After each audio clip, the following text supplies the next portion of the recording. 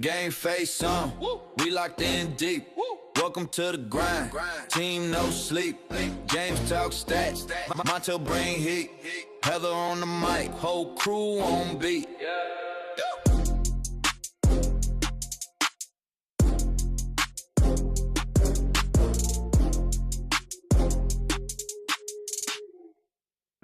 But we got theme songs that have been updated. We got new, oh my God. It's almost like we've been doing this for a little bit and know what's going on. Ladies and gentlemen, Team No Sleep.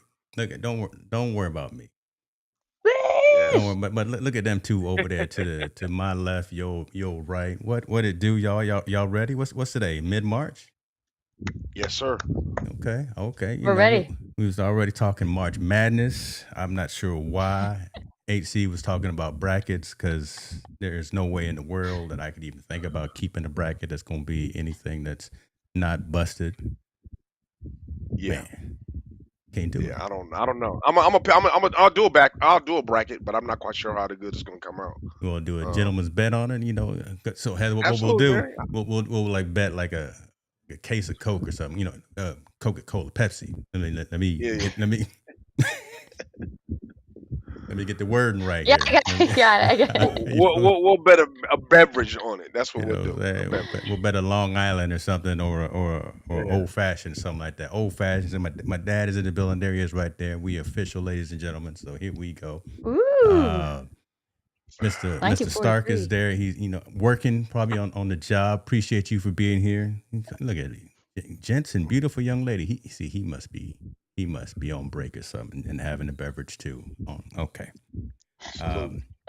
Love it though. So let's go ahead and get into it, man. We got a handful of topics to go in. Y'all know how we do. If you got questions or you want to comment, do that. We'll bring it up. We don't shy away from any conversation because this is the social impact of sports. So we talk about all kind of things that are relevant. Why, unfortunately, though, do we got to start with all schools of all places? So, okay, the story is cool because the story is a good story. But y'all know me, and me and them Oregon Ducks don't. I just every time every time I see a Duck story, I got a problem with it. But this right here, let's give a shout out though to Dante Moore. Dante Moore, quarterback over at Oregon, up in Eugene, and has made a plea to the governor, not just to the AD, not just to the dean, not just to people within the school system, that I being Dante Moore are going through some things from a mental health perspective.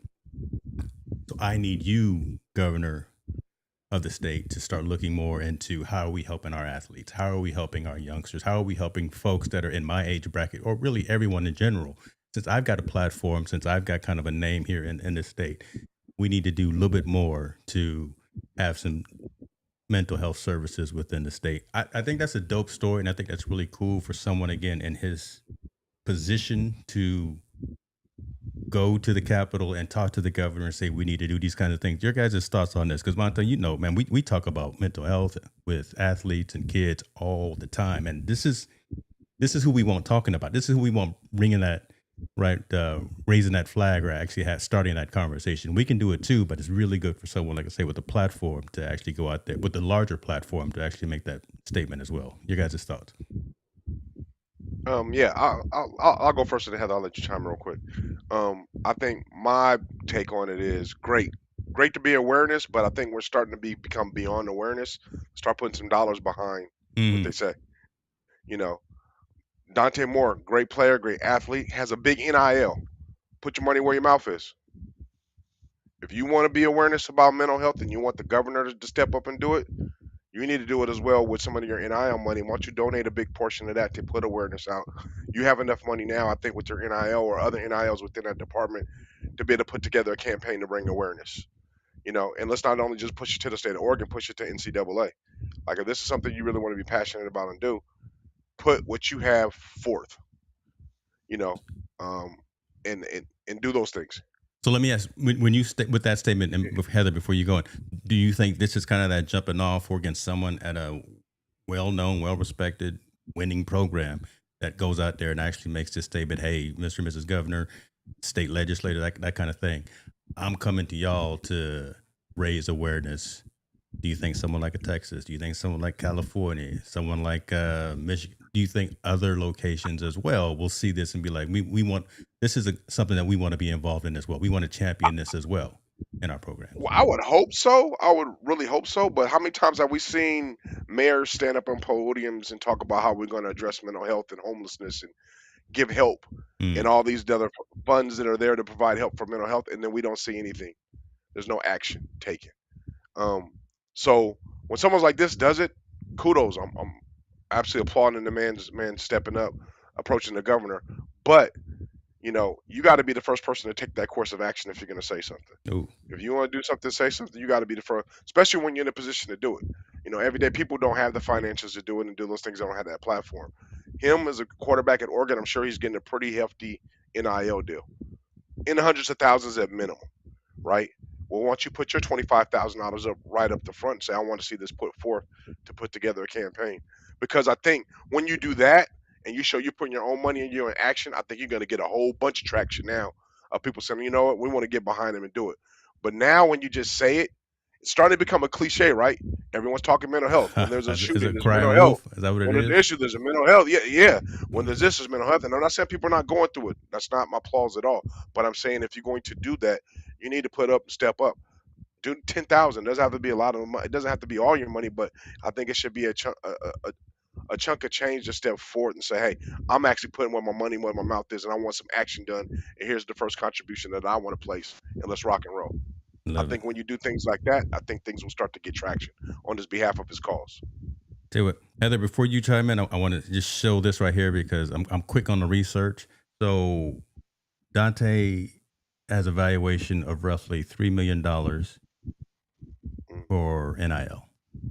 So shout out to Eugene, Oregon. Boy, there is not much. Listen, you can buy a whole lot in Eugene, Oregon for $3 million. Okay. Well, but I mean, go back to his cause though. So if you're getting $3 million in NIL, some of it's not the school, it's actually sponsors. Why don't you get your sponsors to step up?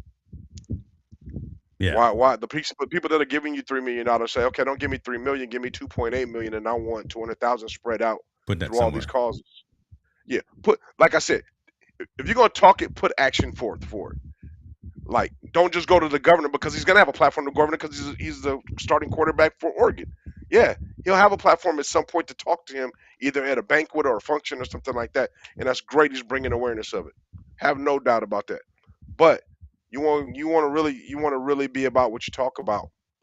Put a little change towards it. Get your sponsors to put a little bit of change towards it. Get Oregon to put something on your jerseys to do that. Have them sell something at the games. Like, you can have a lot. If you really want to make an impact, draw the cause and put forth for it to come to bring a lot of awareness. And that's my opinion only. I mean, but I'm glad he's shedding some light. HC, you got the phone number to the head coach? I wish I would tell him some plays I want to see.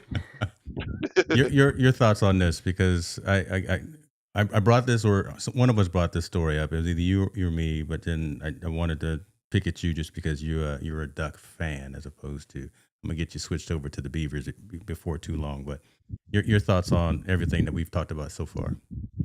Never.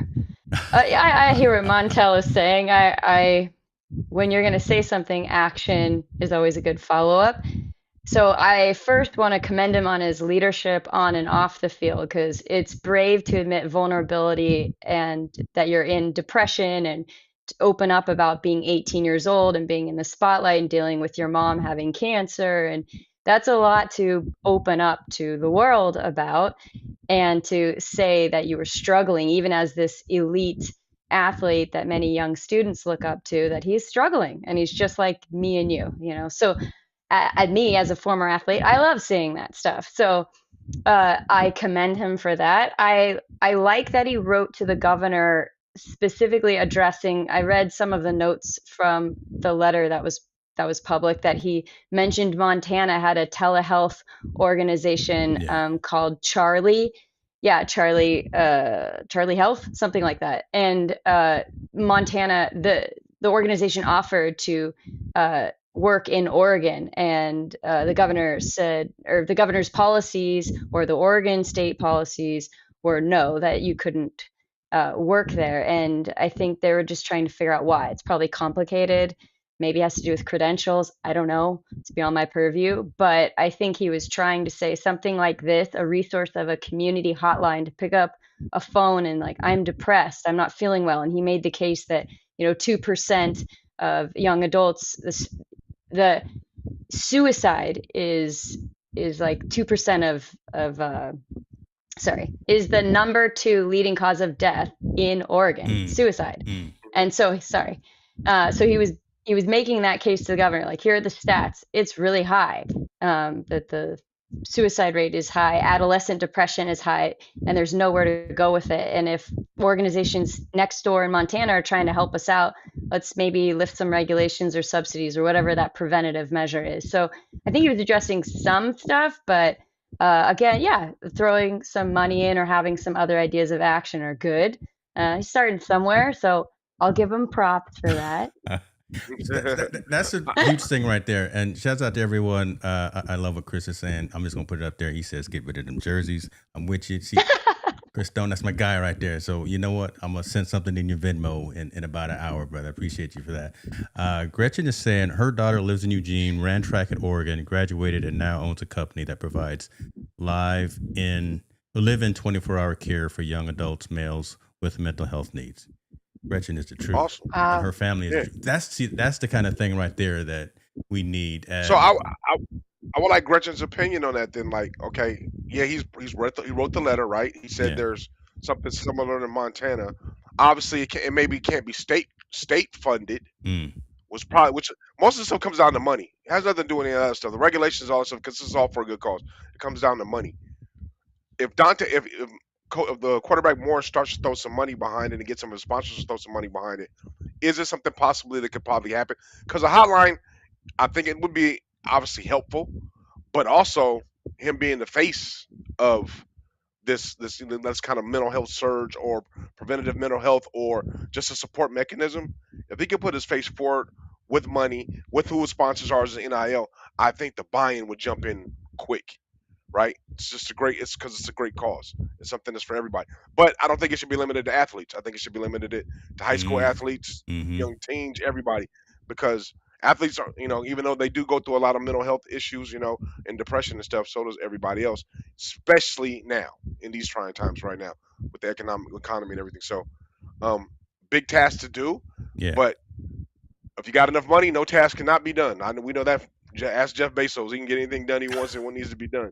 So I do, man. I agree with you, Heather. I applaud him for really showing his vulnerability and putting it out there. But nowadays we got to have more, and resources is a thing that everyone lacks to get it kicked off. I hope he utilizes his platform to kind of get some coin in the pot. Yeah. To make sure. Let me put up because Gretchen was answering. And Gretchen, listen, she family. So you know the keys to the front door. You can come log on back on stage if you want to, sis. She has 5 homes each, 3 clients, and she ever has a spot become available. It's between 75 to 150 applicants for that one spot. That's wow, crazy.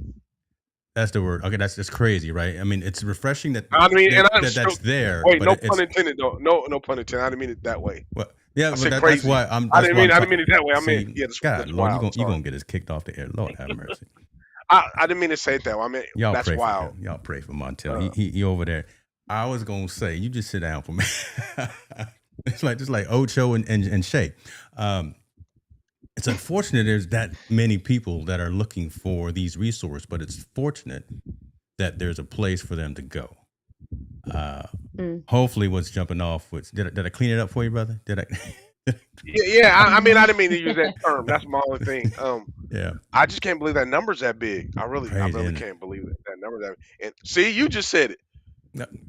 No, we gonna move on. See, I'm listening to you. I see my man Oliver over here talking about we over here. Yes, brother, we on X and everything. I'll never call it X though. I'm a Twitter guy. So yes, we streaming on Twitter too.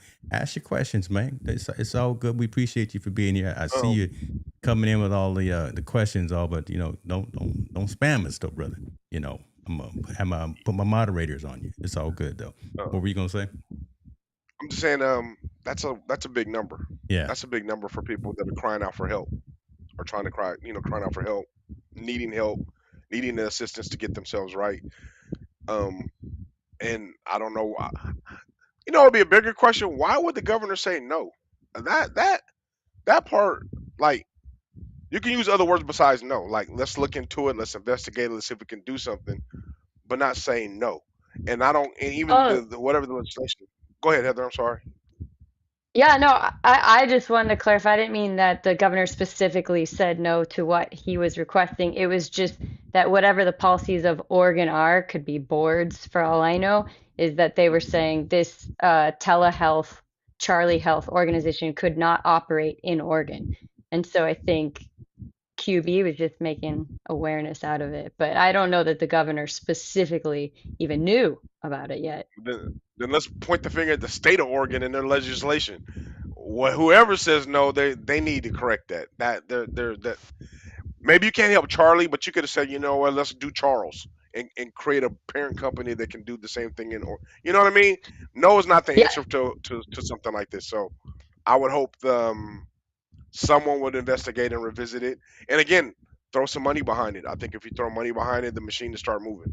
When there's no money behind it, everything tends to fizzle out and die. But if there's someone that can manage to put some money behind it, even just a small amount, and if he does it personally, I think it'll kickstart something very, very special, and his ideas will come to light.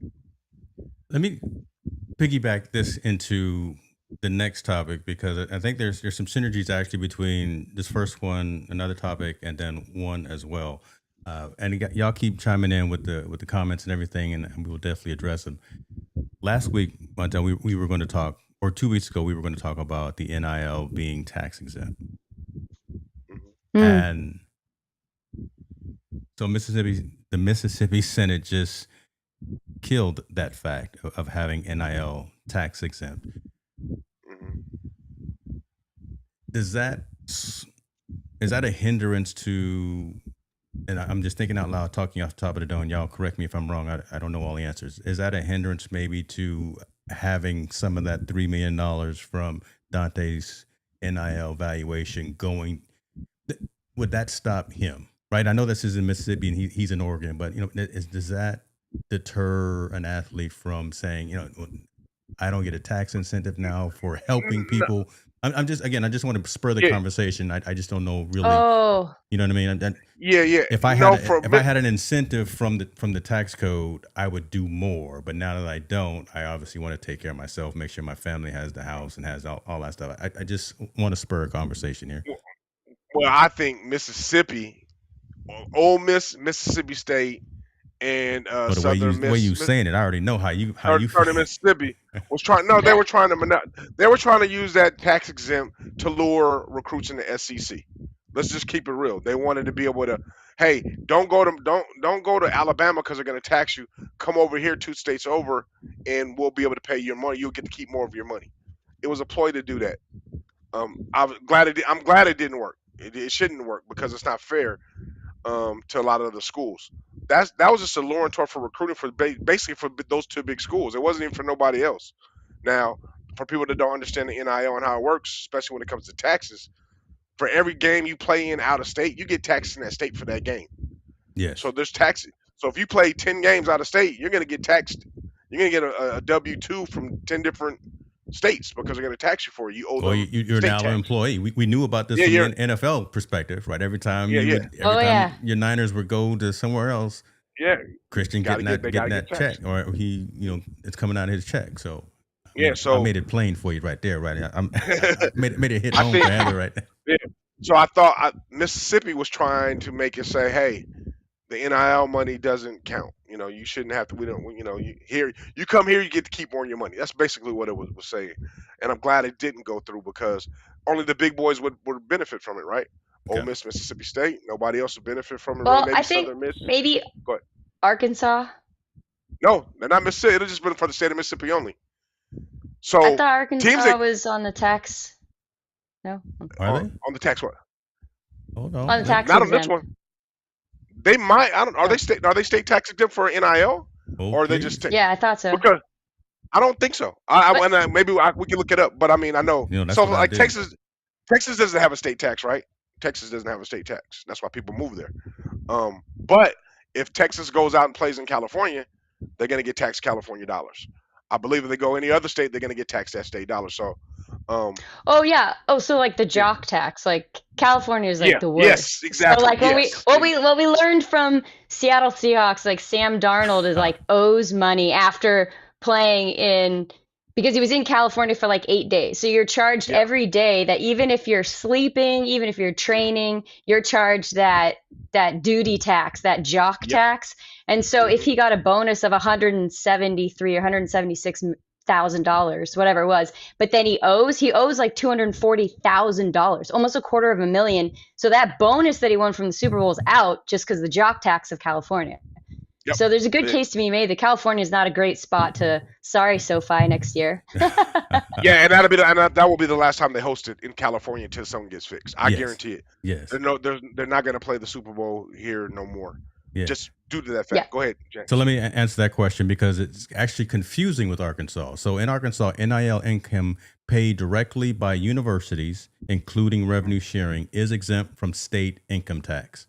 However, NIL income from third-party deals, such as endorsements with private businesses or individuals, is not exempt. It's not. Yes, and remains not subject to Arkansas state income. So it's even more crazy town there. And more in NILs, if people don't know, most NILs are funded by private industry. By the private industry. They're not funded by the schools. The school only has a certain amount of budget they can give out. All those other deals are coming from somewhere else. Either so from this story just got more complicated just by doing this little bit of research. Because it's a pay to play too, under the table. But yeah. Bottom line, I mean, if you look at it that way, absolutely. So again, Mississippi State and Ole Miss were trying to get around it by saying, no, we don't want them to be NIL deals that they receive are non-taxable, so they can keep more money. We can attract better players and we can become more competitive. They say no, and I think that's the right thing to do because everybody else has to do it. Man, you know what's crazy? It's wilder being a college player on a big NIL deal than being an NFL player because you have to jump through so many different. Your revenue stream is coming from so many different places, and you're getting taxed so many different ways, which people don't understand. So it's really, really, really congested. When you hear guys say, "Oh, he signed for $3 million." Yeah, go ahead, Heather. No, I was going to say, side note with the NFL, the state of Washington just did a millionaire tax. I mean, it doesn't kick in until beginning of 2028, but if you make over $1 million, you're taxed almost 10%, so 9.9, whatever it is. So the Seattle Seahawks are not too stoked about that because that was always sort of like Mississippi was making the case. There's always a draw to be like, well, you don't have state income tax. And it's like, yes, but we do have a millionaire tax. So yeah. So this anyway, this answers my question though. Again, this just muddies the water a little bit more because I was thinking that maybe if there was some exemption for NIL, then maybe again some of the players like Dante would take some of that money and be like more comfortable with helping. Like Gretchen is saying, Oregon has a high homeless issue, and this topic is just so complex and so layered and so wrapped up in red tape, and there's lack of awareness. We're having a conversation, and we're seeing how many layers that it is. How are we gonna fix this? We're not gonna Monday morning quarterback this, but I think there still needs to be someone that addresses this situation. Let's be fair. Yeah. So Dante Moore is worth $3 million NIL, right? He's gonna get $3 million NIL. Yeah. Let's say they take half. That's $1.5 million out of all of his taxes he gets from that. And I'm being very generous or gracious, whatever. Let's say he's getting taxed at 50%, 1.5. That doesn't hinder him from putting $10,000 up for everybody to match to address this issue. Okay, come on. He'll have more than enough money to do that. You know, like remember we're not talking these taxes. Yeah, they affect.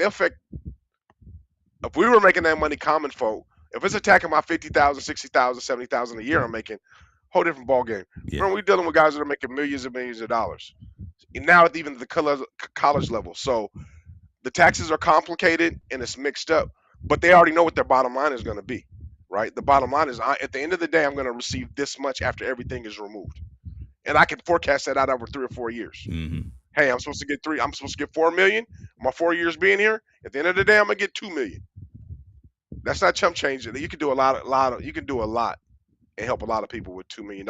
And not even $2 million. You could just take 10% of that money, which is $200,000, and do a lot. And that $200,000 is a write-off for him. guaranteed. So all I know is it's I a way don't need, around it. It's just it can be simple. It can be simplified. I don't need all 6 lotto numbers, y'all. All I need is 4. And what is that? $30,000? That's all I need, and I'm straight. Right? I don't need the headache because the money don't buy you having these. I just the ends of meeting, but they be meeting a little bit more. If I can get 4, okay. Let me stop. Let me lock in. Let me just say, maybe Dante Moore gives anonymously to some charities, and we don't know. He might, and a lot of people do. Absolutely. Yeah. Absolutely. But I get what you're saying. To get the ball rolling, to get other people to chip in, it is also good to do something publicly. I get it. Yeah. All right. So I'm gonna be even more controversial now. I'm gonna throw in a whole nother loop here. So someone, I won't mention them by name. We're just gonna mention them by number. But hold on. See, Marvin's saying the right accountant can write that. See, Marvin, don't do that, brother. Don't get everybody in trouble. It is tax time. We're trying to be right with our money by April 15th. Don't do that, brother. But appreciate you for chiming in. All right, so just had a summit in DC with my guy Saban was in the building.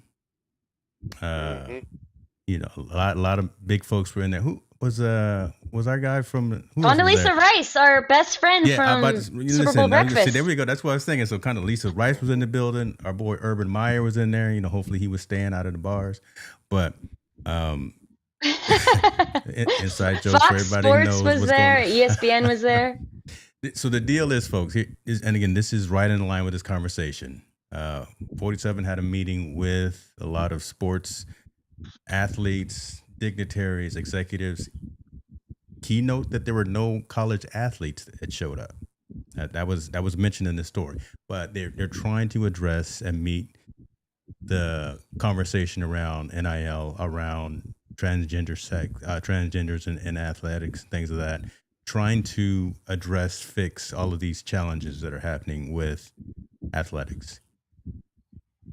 That room of folks could be where a lot of this kicks off and hopefully gets at least, maybe not remedied, maybe not Monday morning quarterback, kind of like I was saying, but at least gets the ball rolling. Dante Moore starts it from one end. Mississippi is having the conversation. Arkansas is just chock full of crazy. We know how bad we are here in California. We just are. It's just very convoluted here in California. But by having these right people in this room at this time, having this conversation, do you see hope for addressing college sports issues, as this headline says off of ESPN? Heather, I know it's a big question. I know my tail over there. I got it, but I'm going to take it.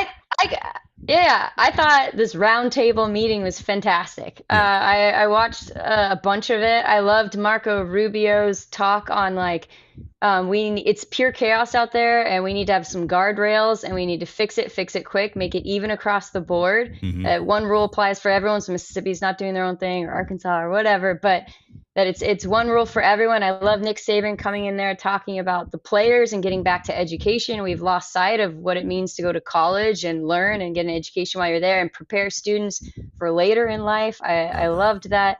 I love that their hustle on it.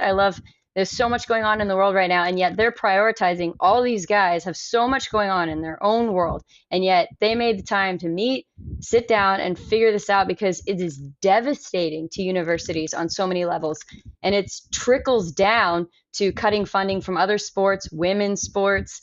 It falls back on if you're gonna sort of have the universities have to pay out so much money, maybe 20.5 million in revenue or whatever they were saying, then it's going to raise ticket prices, concession stands. You're going to cut staff. You're going to have a whole bunch of issues. So I love the promptness of this meeting. I love that they were like, we have some of the best minds in here. They had agents in there, and they were like, how can we figure this out? And I thought overall, I think they're going to get something done quickly, and they need to. I'll let you go first, because I want to obviously add. Sure, you want to let me go? But hold on, let me sit up straight, because everybody buckle in. It's about to throw the likes and everything right now, because it's about to get in right now. What's up with you, King Benjamin? We see you. Go ahead. I believe great in theory. That roundtable was great in theory, but let's be perfectly honest. The NCAA in football alone last year made $2.7 billion. the way it is correctly right now. Mm. 2.7 billion. They're not going to change. Why? Why would I? I don't need to. Good. The chaos causes us. The chaos is maybe as disorganized as it seems, and the way it goes. And I hate it personally. I hate the way it is now. But the bottom line is the bottom line. $2.7 billion. NCAA Division I is sharing $2.7 billion, an all-time high in money, and it's only going to get more.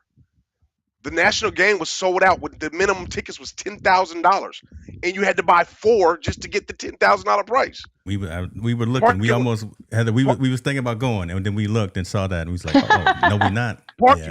Parking alone was $1,000 at the stadium. It was, yeah, and it was sold out. So is as good as they want to put and tell them all this is going, the machine is still rolling, and it's rolling at an all-time high financially. Why would I change it? I think that's when the regulations would come in. Yeah. But I think, why would I regulate it? Baseball. We've been arguing about baseball. Go ahead. No, I would say on state or federal levels, they would have to regulate the NCAA. They would have to regulate the business side to be like, you can't do this anymore, because sort of like a monopoly. Like, hey, you can't do this anymore. Okay, I'll give you an example. Hey, Heather, you're running your yoga class. We want to bring these people in here, and we're going to pay you double of everybody else paying you, but we wanted this hour. Uh-oh. Regardless of you want to regulate it, you can be like, well, hell yeah, I'm going to have to just maneuver everybody else so I can make sure I make this money. I think NCAA... Yeah, but if you're... Go ahead, go. Yeah. No. But if you're going to crush the colleges, like say just NCAA works out, but you're going to crush the colleges to where tuition fees are going up because they're going to add an extra $350 to help subsidize the football programs. And you're going to cut swimming and hockey, where we just watched women's hockey national team because college is a feeding ground for Olympic athletes. If you're going to watch all these programs get cut, you're going to see universities probably swivel pretty fast because they make a lot of money too. The NCAA does make billions, but yeah. I agree, but I'll tell you this thing. How long ago you were alive when Blockbuster was around, right? Hey, Bend, right? Oregon, kind of near my Jock, still has a Blockbuster. Okay. So you were around with Blockbuster and video and all these video places to rent things, and then VHS tapes with the CDs down with the digital. You're gonna have to conform. You have to conform with the times. They're not. They don't care if some schools are going to lose athletes or lose programs as long as the beast keeps feeding the beast. Because I can tell you right now, Alabama's not having a problem with funding all sports and everything or funding the NIL, and neither is probably half of the big time NCAA teams that they probably are pushing to be in the bowl games. Everyone else is going to have to circumvent and figure out another way.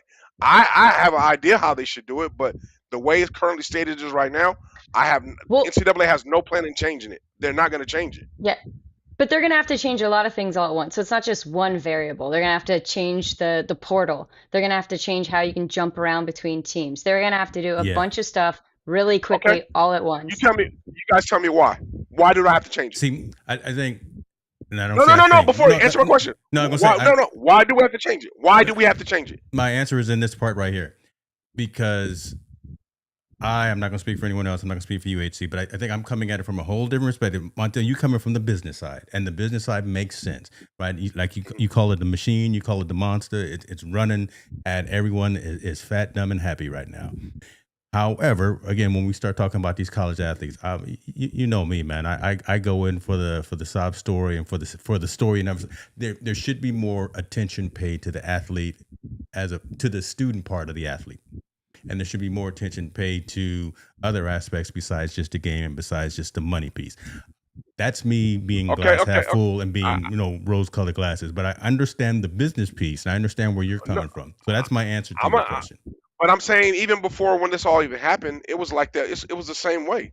I wasn't paid to be they're not paid to be students. They're paid to be athletes. They're there on campus to be athletes. And you can watch the Ben Simmons documentary at LSU. He never went to class one time. Never. He's just there to play basketball.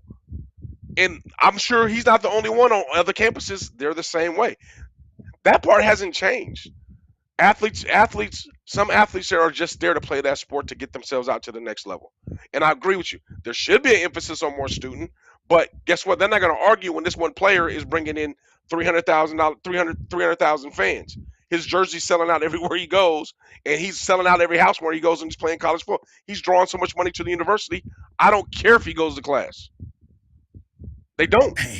I don't care if he goes to class. That's the HC. That's the brutal truth, right? Again, I kind of don't want to hear it, but you know what? It's the brutal truth. But we can't do better than that though. I'll pose that. You can hold him to you can try to hold him to a higher standard than that. The student, but I'm gonna tell you right now. Let's talk about we're gonna talk about Oregon. You mean to tell me Oregon, them high power teams Oregon had, all those athletes they had that were going to the NFL? What's the dude that just got drafted by the Giants? I forgot his name. A couple of years ago, the DN. Is it this? It was drafted by the. No, a few years ago, he drafted by the Giants. Anyway, the top players on Oregon, trust me, all of them are not just there to be. All of them are great students. I don't believe every last one of them are great students, but they are there to play football. People are there to watch them play football. No one is there to watch them go take a math class. So the university would turn a blind eye because they are drawing millions. Guess what? Science Club is not drawing in millions. Science Club is maybe not drawing any money at all. But I guarantee that Oregon team, whether you got an A, B, C, D, or F, they're going to figure out a way to get you through the program and make you go because that's what people want to see. That's the bottom line. They're drawing in too much money. AC, can't we be better? Have we gotten to this point? And I don't want to say have we stooped to this point, but have we just gotten to this point? I mean, of course, there's always the argument of, hey, we want to show the world that we also have high academic achievement on our sports team. So they'll put someone on the bench that has a 4.2 because they have honors classes. So they juke the stats for the average. We all know that. Okay. So, but I still think it's such a detriment to the schools that it's going to really crush the universities as a whole. And it's going to crush other sports, probably female sports. And they're going to have to start cutting staff. They're going to raise prices to, like you were just talking about, the championship game was astronomical. But if you keep doing that across the board, you're going to ruin the sports. And I just don't know that university, states, the federal level, I don't know that they'll allow that because, but you know, again, what was mentioned at the roundtable was that sports, specifically college sports, I mean, it's something that unifies us. Like here we are on a Wednesday night talking about sports and stuff. But it's one thing that we can all get around and unify amongst. And so if you remove that or you crush our Olympic feeding pool, I don't think it's good for our nation in general, which is why I think it's on the federal level for someone to step in. But you're not wrong in saying money, business, nobody cares. Of course, we see that all the time. But I just wonder how bad it'll get if it'll be allowed to crush all other programs. I don't know. I think the only people that can change it is fans. If you stop supporting it, stop watching it, stop doing it. Okay, stop come on, let's go down that path. That could be a change, but I don't see it. I mean, $10,000 a seat, and matter of fact, they had a waiting list. You couldn't even get in; it was sold out before you could even do anything. How are we going to stop that kind of machine at the collegiate level? Like the championship is selling out that way, and it's been selling out that way for the past couple of years. Not as much, remember, because it was in Georgia. It didn't cost as much, but this year being in Miami, for some reason, the prices went through the roof with the playoff system. And now they're talking about expanding the playoff system, but even more to make it even more of a draw, more of a demand. People want to see their schools go there. Alumni want to see there. How's Mark Cuban said, I'm going to pay Mendoza whatever he makes in the NFL, I'll match his salary to come back to Indiana. College sports and college football in its own right has become an independent juggernaut when it comes to finances. And I listen to a bunch of coaches. They're saying it sucks for recruiting, it sucks for development, it sucks for high school. But at the end of the day, it's making more money than it's ever made in his lifetime. They open Pandora's box, and they're eating off of it right now. God. And with NIL, with fan base, you can't go back. So I think them coming together saying in theory, hey, we need to do these things and do all these things, I think it's great in theory. But until you can figure out a way to either supplement that money or somehow curve that money around to kind of mesh it where it makes sense, that $2.7 billion is going to be hard to beat in any platform. It's going to be hard to beat to say, I'm going to change it.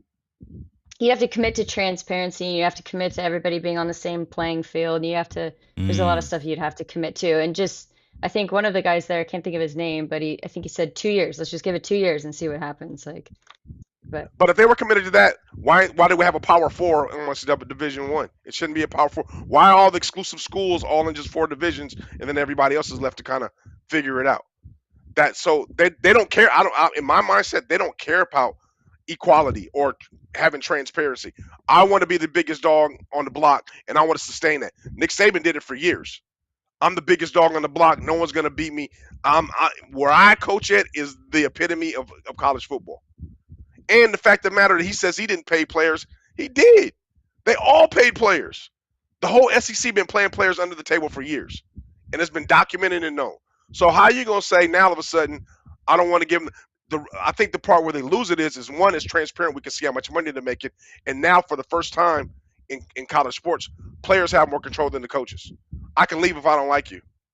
Yeah, I can leave when I don't want to. That's crazy right there. Just that whole mental. Let me do this before we go down, because I want to make sure we address some of these comments that are coming in. Marvin was saying, do you really want the feds to step in?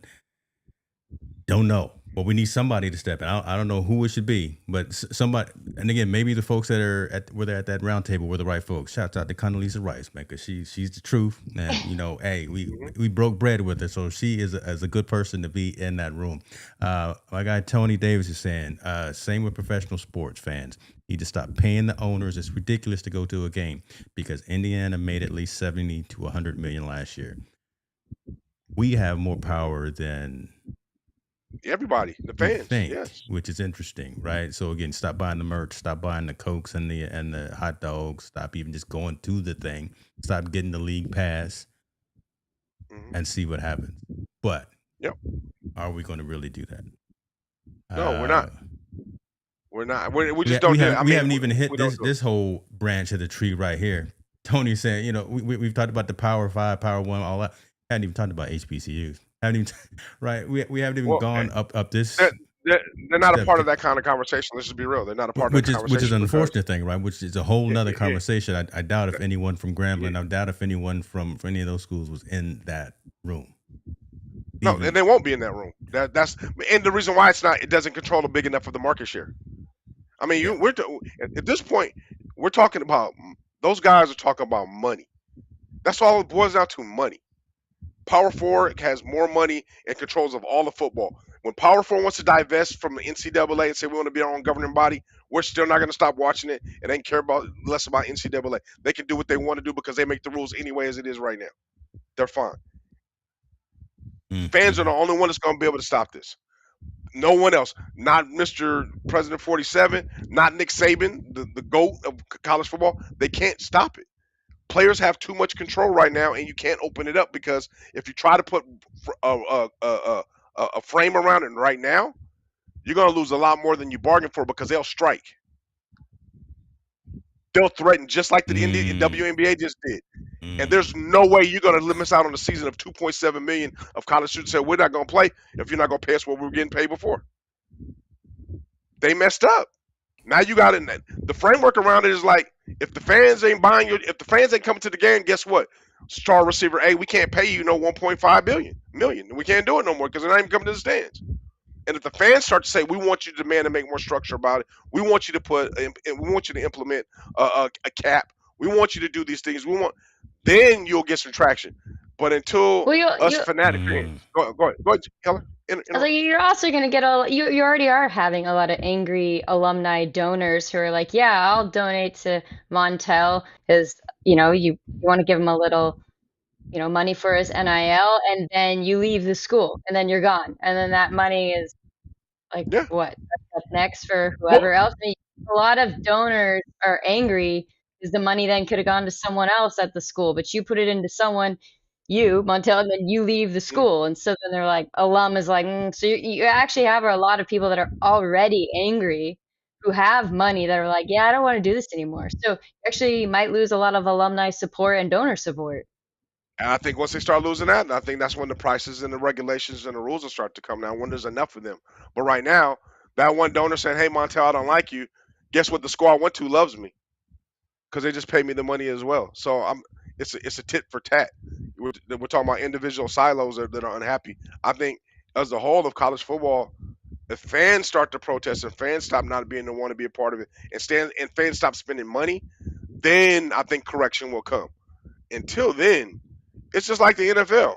I supported Colin Kaepernick. I said I wasn't going to watch NFL again. Shit, I was just at the damn breakfast, my last Right. month at the 49ers. So the team that abandoned him, I was there supporting the team that I had a problem with. So we hypocrites, because literally 2 weeks a after that hypocrite, too, man. I was back to watching my Steelers. So I'm a hypocrite. So just to say we can do something about to say that committee can come in and put some framework around it. Yeah. I'm sorry. Everyone in that room ain't trumping $2.7 billion collectively. They're not.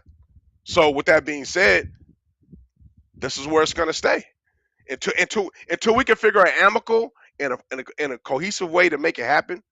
We're not changing. And if I'm if I'm head of NCAA, I wouldn't change. Shit, I can care less. Keep doing what you're doing, because all this money keeps raking on in. Whether I like it or not, whether I like the way it operates, the way I don't like kids transferring in and out. Guess what? You asked for it. I gave it to you.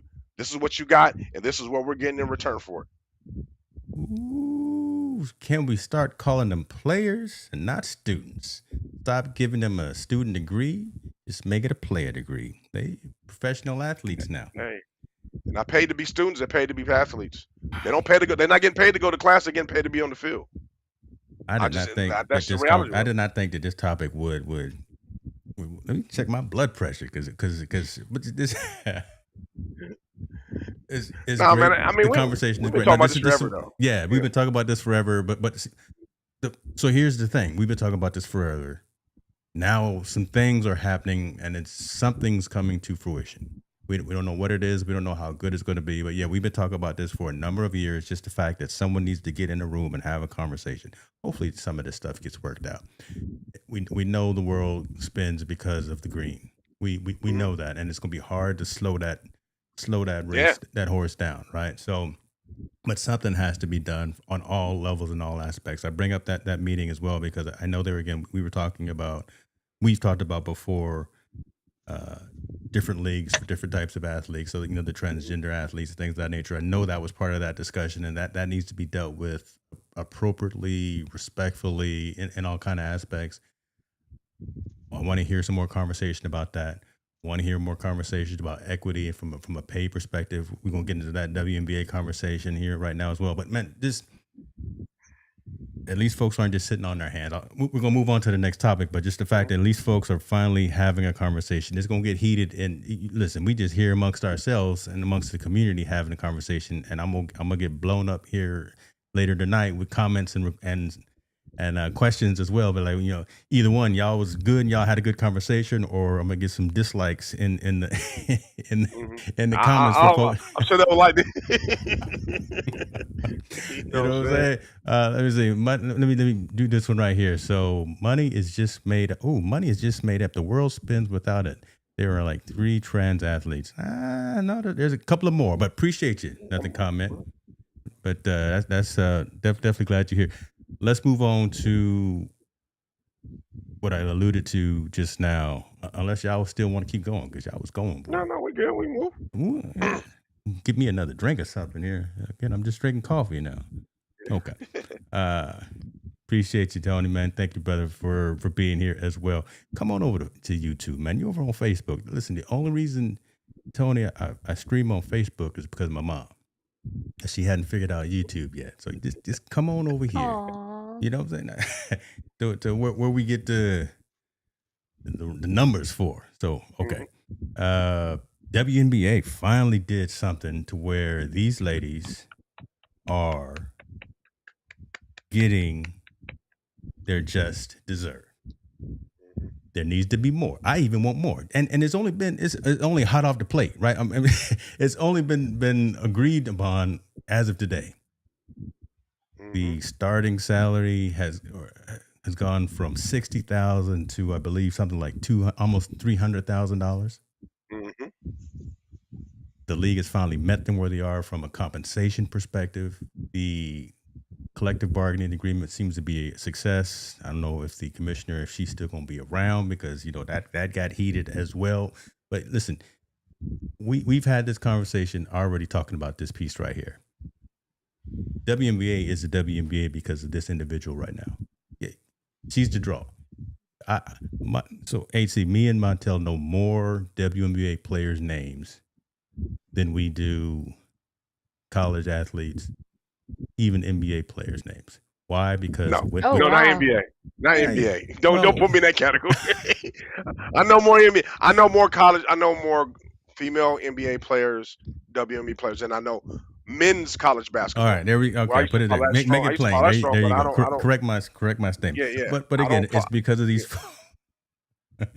You know, it is the Angel Reeses, it is the Caitlin Clarks, it is the Asia Wilsons, it is those folks who for a long time have been bringing a really good product to fans, and they were not getting paid for it. The fact that today they are now getting pretty decent compensation, I think they still should be getting more, but to go from, again, what was it, $60,000 $60 to $300 is huge. 300. The way that this checking and the savings is set up, they're gonna be doing okay. There's an inside joke there too, if y'all know. AC, your thoughts on this? Your thoughts on this new CBA being, as it's saying right here in CBS, a massive step forward for women's sports, and how do you think this would impact other sports as well, not just the WNBA but other female sports having this conversation? Yeah, this sort of excitement around the viewership. So they're at, from what I recently read, maybe correct me if I'm wrong, but they're averaging, like, for a regular season game is like 1.3 million, and the men's NBA was averaging 1.53, almost 1.6. So they closed that gap a lot. It was nowhere. Yeah, it was like nowhere.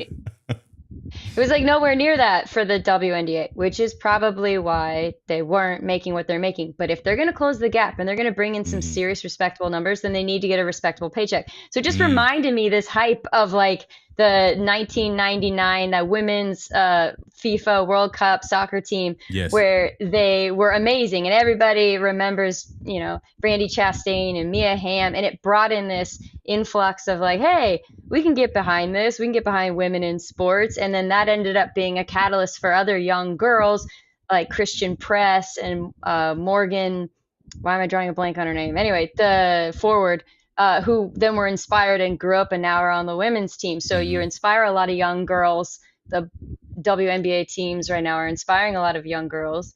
And it reminds me of that hype from that 99 Rose Bowl winning team. And it's nice to see, they're up at 1.4. Oh, that's the money. Anyway, yeah. So it reminds me of the hype. I love what they're bringing. I love Caitlin Clark's attitude and everything. It's fun to watch her.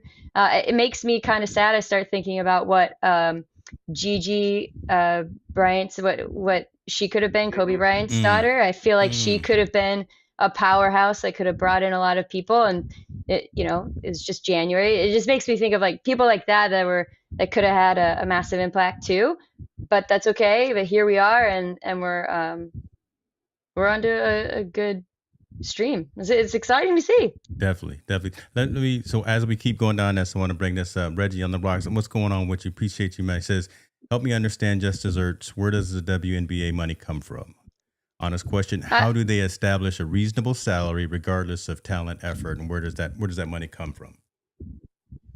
So so go ahead. No, you got it. Go. I'm listening to you. I'm enjoying it. He just chimed in. I thought the WNBA, I thought like more than half of it was subsidized by the NBA, and then also the coaches from the WNBA probably owned about 64%, and then donors.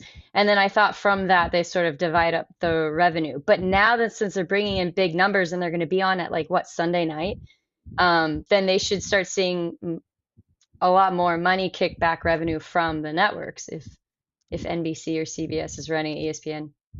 You set something up just now perfectly. And Martella, I want you right now to say, regardless of anything else that you were going to say, HC just set it up. Your thought if you ran the league right now of how it should be set up, because that kind of answers some of these other questions that are coming up right here. And the fact that even what Gretchen is saying about her granddaughter is going to watch a WNBA game instead of going to a concert.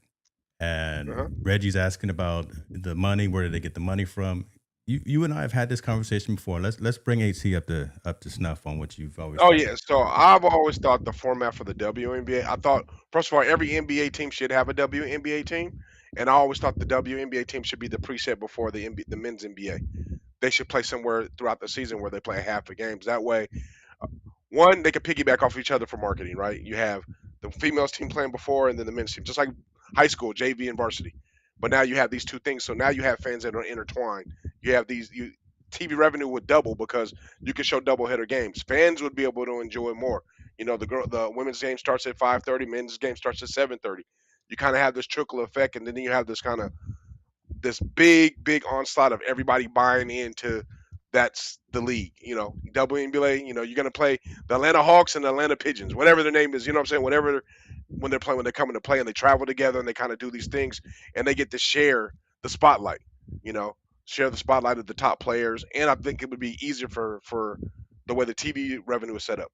But since the explosion of the WNBA right now and the way they're doing it currently right now, I hope they I like them to keep it. The only thing that I don't like about it, I think baseball takes a lot away from it. The fanfare or enjoying it. Right, basketball season is basketball season. Let's see, because in high school and college, they're all at the same time. The only time it's split is when they get to the NBA and the WNBA, right? It's split. They play at different time. Guys play from the fall all the way through kind of spring, and then they kick off the spring right afterwards, which I wish they would kind of be together so we can enjoy both. Because if I'm watching the Lakers, I'm like, oh, well, I'm going to watch the Sparks too. Like, they're both there. Hell yeah, I'm going to watch the Sparks. Who's the star on it? I'm going to be able to collectively and kind of bring it all together. That's just why I thought it should be ran. Now, go ahead, James. No, I'm glad you at least got that name right, because you call you call the Atlanta? Call them I said Atlanta Hawks and the Pigeons. I don't even know Atlanta Hawks. Again, we're gonna get emails tonight because I don't mean to be disrespectful. I was just apologize. giving an example. Giving an example.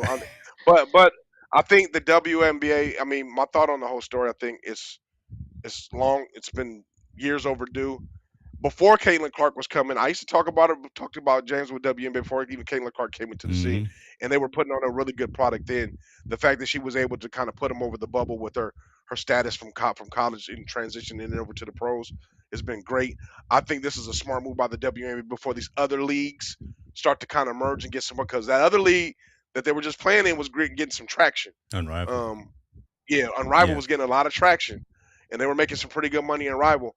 They had the WNBA either going to step up or they were going to lose a big part market share. So I'm glad they were to step up to kind of maybe not kill that league, but definitely put a damper on that league where these athletes will be exclusive WNBA athletes. They can't go play in the Big Three. They can't go they have to be exclusive WNBA athletes, and they're getting paid just due. And I think more so than the salaries, it's the profit sharing, like you said, or the revenue share they'll get off the TV rights. That's even bigger money than them making their salary. So just due from them, great business. Whoever's the player rep for the WNBA, they deserve all the greatness, because for them to be able to pull us together. So quick question. Is this the first year, this year or last year, has the WNBA, was this the first time that they've turned a profit? Because I know for years past they've been in the hole. That's what they say. I can't. I don't think that's right. I think they obviously they weren't making as much money, but you can't say you weren't turning a profit because you're investing in and you're increasing the league. You're actually expanding. No one's gonna, if you're losing that much money, you're not gonna expand the league. You know what I mean? They're expanding, I think, with 4 teams in the next 2 years. So that doesn't make sense to me. You're not gonna expand if you're losing money for all those years. So for me, I think they were saying I don't think they met their expectation numbers. So that they check that as a loss. Hey, I think we're gonna make $10 million and we only made 8. But we only spent 4. So we still made a profit. We just we didn't hit our numbers that we were supposed to make. That's my opinion only. I don't know. I don't know the books. They'll never show us the books, so I don't know. Yeah. I don't think they were losing money the whole time. I got a little bit Yeah. of the books, but not the real deal. But they, through 2024, 2025, they have approached profitability with no specifics. So they haven't actually completely gotten into the black, but they have quote unquote approached profitability. And again, it's to be with the rising stars, with all of the attention and what possibly kind of what Marvin is saying. What if that WNBA team is even more is better than the NBA team? What if your Pigeons is better than? I can't do that. Guess what? Then everybody will come to the the WNBA game, and they'll leave when the guys come out. It's just like JV and varsity. Wouldn't that be something? I think, man, I think if they piggyback at each other and they really, I mean, this is just my opinion only. Please, everybody, you don't have to pay attention to it. But if they just piggyback at each other and each team had a team, I think it would be great because you can cross market the whole thing all the way around. You can cross market the athletes. You can cross market different rivalries. Guess what? The rivalry between I believe Indiana and Chicago because of Angel Reese and Caitlin Clark. That would be a bigger game probably than Indiana Pacers playing against the Chicago Bulls, right? Wow. It would be. Wow. But guess what? You're a fan. You paid to watch. You get to watch both. You get to enjoy both. You can bring your son and your daughter. Your son and your daughter can both come to the game and enjoy both basketball games while they're there. I wonder how the players. Yeah, I wonder how the players would feel about dividing up that revenue. So you already have a lot of cattiness on the team against Caitlin Clark and Angel Reese, and if you have men on the men's team being like, "Well, we're the ones bringing the seats. You guys are just like pre-show popcorn, like kind of like cheerleader entertainment," then they're going to be like, "I'm not splitting revenue with you." I don't think that's part of splitting revenue because you got to think. If they set the bar already the way it is, I believe the box is what's going to come in. You're paying for 2 games. We're enjoying both of them. If you're going to pay for 1 game, it's going to cost a certain price. I think it would up women's equity, and men's, you got to play at a higher standard to show that you're better than up that equity. I don't know if there'll be cattiness, and you might be right. I don't know. It might be. It could be that way. Maybe the locker room wouldn't be. But I think the immediate benefits, everybody's going to get paid a lot of money. Because everybody's coming to watch the game for both, and plus, I don't think they would get paid the same thing because you got to remember a women's season is only 30 games, men's are 84. So if you picked up the last 30 games for them and all that stuff, okay, then you could justify that you don't play as many games as them, so you're not bringing much money, right? Because of the number of games they play. So I think that can be worked out. That's just business and figuring it out. But I do believe they could cross market and make a hell of a lot of money. Doing it that way. But I mean, they're doing good now. Who am I? Maybe I don't know anything because right now they just got paid. So don't listen to me. You know, they got super paid. Shoot. So HC. So here's the caveat. The reason why I wanted him to bring that up. His vision for a merger between the WNBA and the NBA. Your thoughts on something like that? Do you may have kind of already alluded to it because you asked a question. Would there be a question about the money? But I'm happy that they're getting 300,000, but I still want them to get more. Even though again the ink is not even dry, it just happened today. I think there still needs to be continued conversations about the profit sharing, the revenue sharing. Give me some money from the door. Pay me for all the people walking around with my jersey on, those kind of things. Caitlin's got her own basketball, right? Even Bron don't have his own ball. That kind of thing. The payment of equity is like sort of what you're talking about between men and women's sports. My whole take on it is sort of like, so ESPN stands for Entertainment, Sports, and Broadcasting Network. And so it's sports are in the entertainment business. So entertainment, the revenue that's brought in is brought in on your entertainment value. Normally, for years past, more people wanted to see men's basketball. They wanted to see them dunk on each other, dunk on 6'7" guys. It was insane. Women weren't doing that. They weren't as entertaining. So my thought was, why would you get paid the same amount as a guy that's bringing more value, more viewership, more seat ticket sales, more jersey sales? Why would you get paid the same? You're not offering the same. Like if you're going to go see Beyonce sing versus, I don't want to diss anyone. Okay, but you're going to pay more to go see that entertainment. So, and that makes sense. Make it plain. It's all right. I'm being so nice. I know, shoot. But now, again, now that the numbers are coming out and the women are closing that gap between I mean, they're super close. Then you can start talking about, well, hey, the viewership is there. The ticket sales, Caitlin's teams or Angel Reese, they're selling out stadiums. Okay, then you can start having that conversation for sure because they're bringing in the viewership of entertainment, which is where the money comes from, but in seats, you know? What's the next But sport? What's the next sport? Because Trinity Rodman just got a nice contract for women's soccer, but I still don't know if that's really $1 million contract. Again, what Trinity Rodman brings to the game of professional women's soccer, women's professional, whatever, I think the numbers still are a little skewed. So I wonder, so I have to say again. Come on, yeah, because I just wonder if this hopefully sparks conversation from other stuff.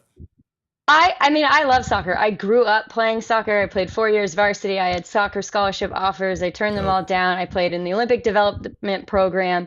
I love soccer, watched all my life. I went. However, I do not actively go and support the Los Angeles Angels, but I have been to a bunch of LAFC games. I enjoy watching both, but the level at which the men are playing is a little bit different. And I don't think we can say that it's not when you have under 15, the U15 boys beating America's national team, beating Australia's national team or Switzerland's team. And not just like a little bit, like 6-1, like 7-2. Like you're having young boys beat girls. So I don't think it's not that we're not watching the same sport because women are playing sport. I'm not trying to be too hard, but I just think the value of entertainment that professional men's soccer brings is way higher skill set and ability than the women are bringing. And I don't think that means they aren't worth watching. They are worth watching, but should they get paid and get the same endorsement deals? No, unless they're entertaining. Brandi Chastain rips off her shirt. You got a Nike ad. Boom. You have, what was that like? You remember that foosball ad with like, what was his name? Garrett Martin? The forward for Timberwolves. And they were playing foosball with Brandi Chastain. Do you guys remember that commercial? Now I'm aging myself from 99, 2000. And they're like playing foosball and they let her score. And she's just like, yeah, standing there. And he's looking at her and is like, what's with the shirt? Because he wanted her to take off the shirt for the Nike ad. Such a good ad, right? But that brought in revenue for a bit. Right, it moved the needle for a bit because they were kind of fun to watch. Overall, I think the talent level is just different. I'm gonna need you to post that ad. Find it, post it on your Instagram. I'm gonna find it. I think for your question though, the next boom, and I think she's right. The entertainment value has to be there. I think women's volleyball is gonna be the next thing to take off. Wow. I think the skill level of women's volleyball is very, very high, especially we see at the Olympic level and at the collegiate level. Definitely, women's volleyball is something special. If you especially watch like Nebraska and all them, I think that's going to be the next professional sport to kind of take off. A lot of girls are getting into volleyball that have already been in volleyball. It's starting to really get a little bit of bubble and it's specialized. Women's volleyball is very, very specialized in the way they play and very different than the way the men play. Very completely different than the way the men play. Yeah. And I think it has a very, very entertaining value, and it's starting to gain a lot of momentum being popular. I think that'd be the next sport to boom, but I think it's going to be a slow trickle. You know, we're not yet done with the NBA. We haven't seen what the WNBA is going to go. We're just scratching the surface right now of how big this is going to be because we're getting greedy. I'm getting greedy, right? Again, like I said, it hasn't even dried yet, and I'm trying to already get them some more coin. I think they got some stars that are going to be coming out of college soon that are going to even enhance the league even more. When they expand the league, it's going to be even that much better. That on top of the regular NBA is going to expand, so there's going to be a lot of excitement around basketball. I think once we figure where that cap is at or where that peak is at for them, then we'll start poking for the next sport. But women's sports, it's very hard for them to break into the professional realm to make money, the visibility to make money. It's just so hard for them to break in there in that realm. But if there's one, I think it's going to be volleyball. Softball's not going to do it, I don't think, at all. They've been trying so many different ways to make it regular baseball and all that stuff. It's just very hard for women's that type of sport for women to be able to make sure it breaks real out like WNBA. And I don't really know too many other sports that can do it. Basketball is going to do. I think volleyball, soccer is going to be hard. and it's really popular when the Olympics come around, but then it dies down. It's not a really popular sport in America, except for when you're youth, right? Girls play a lot of youth soccer, boys play a lot of youth, and then as they get older, it really starts to they spread out the wings that do other sports. Not like you play football when you're young, you pretty much gonna play football all the way through college. If you Mm-hmm. I mean, through all the way up. Baseball when you're young, softball you play it all the way up. Soccer is the one sport where they really they divvy away from it to be really exciting. So that's gonna be a tough one, bro. I think, but I think volleyball has something. Well, look, we sparking the conversation, and I already got folks hit me on. Take the that DM receipt, like, man. Keep that receipt because they keep the receipts. Keep the receipts. Keep the receipts. I love it.